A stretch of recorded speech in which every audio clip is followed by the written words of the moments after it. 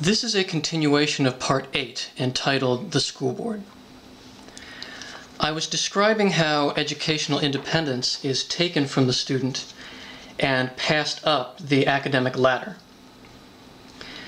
Educational independence is the ability to do things with your knowledge, not a piece of paper that says you are educated or people telling you what you can do with it. That's educational dependence. There is one further level to which responsibility can be traced, the role of the elected official. As described in Part 2, this profession is not one conducive to reformers, but politicians following an established formula to become one with their favorite institution, or semi-reformers who find themselves in an arena where education is spoken of in half-truths, with little distinction between pretense and fact. School board members are the largest group of elected officials in the nation, and thus represent every political motivation there is, but usually without the defining victories of partisan politics. Instead, what drives them are selfless political agendas, servitude to whatever doctrine or mysterious ideal they hold dear. Members of the school board include grassroots representatives who run for office either to uphold the considerations of teachers as a political underdog or defend public schooling as an underdog against elite private institutions, thinking the idea of public education must be preserved, even at the promotion of its deformed state. Then there are the true academic aristocrats who rose through the ranks by personifying the traits that earn promotion over other academicians, with the unabashed goal of advancing not necessarily the school system in general, but its core ambitions, such as the cleansing of more liberal employees, students, and policies. This is often the only rift that divides a board, akin to the choice between government bureaucrats and corporate bureaucrats, unless there is an unusual issue at stake.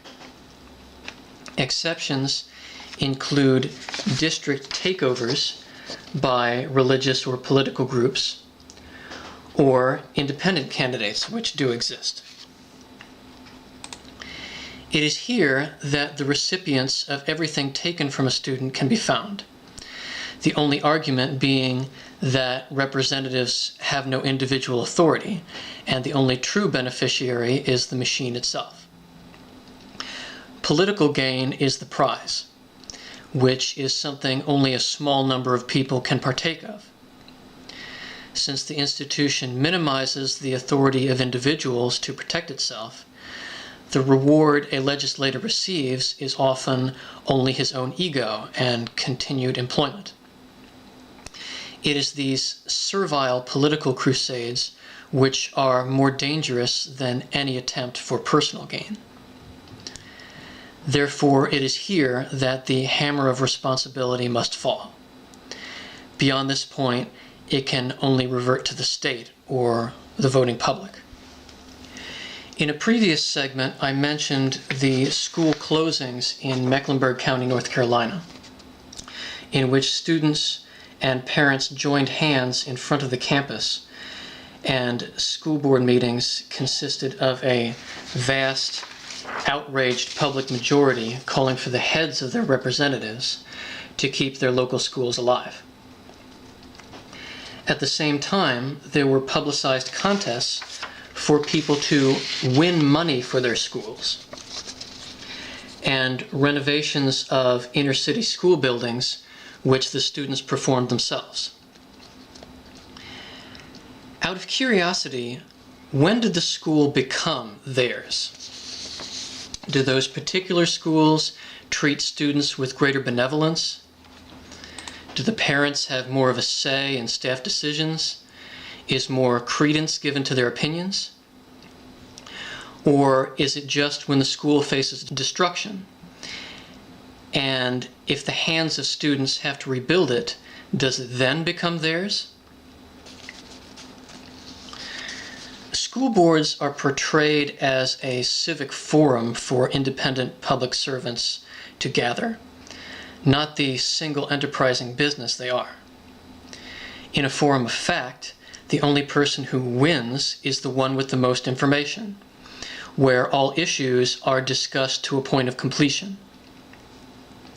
The purpose of this other strategy is the belief that majority opinion is already in one's corner, so that affinity to the winning side is all that's required with no need for debate.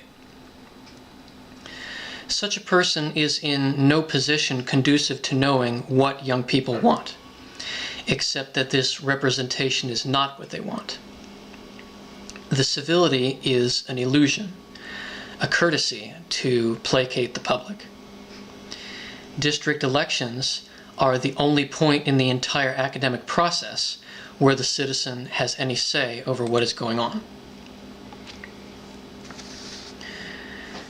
To apply the phrase, absolute power corrupts absolutely, one only needs to ask, is their authority over students absolute?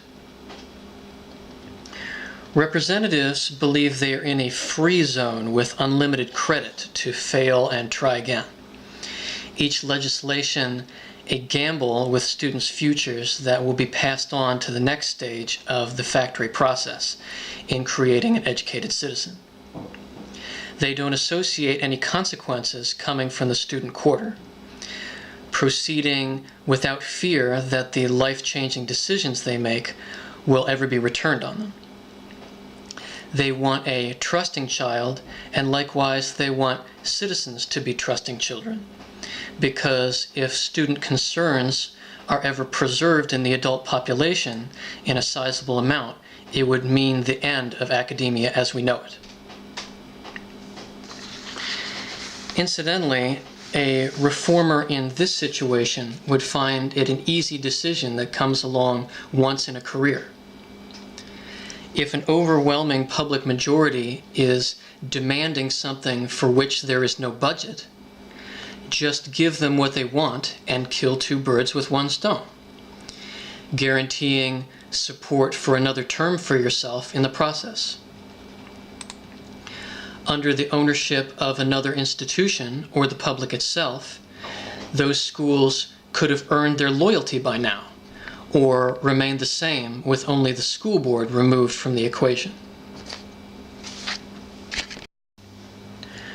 Representatives exist at the district, county, and state level, deciding issues by majority vote, either privately or in view of the public.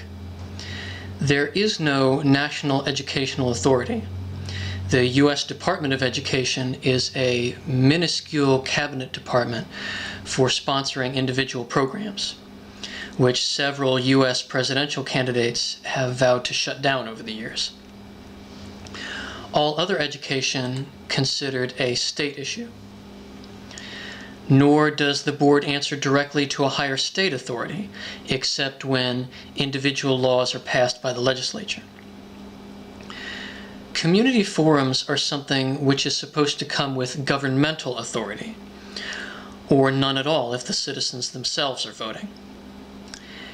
Academicians do not hold the responsibilities of governmental leadership, nor do they desire to. They are simply committed to a single purpose.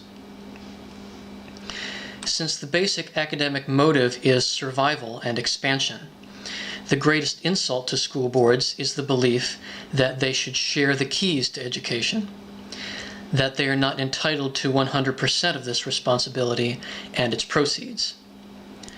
They can't guarantee education in an area where their policies don't exist. It's like being told there is a venue in which one's religion doesn't apply.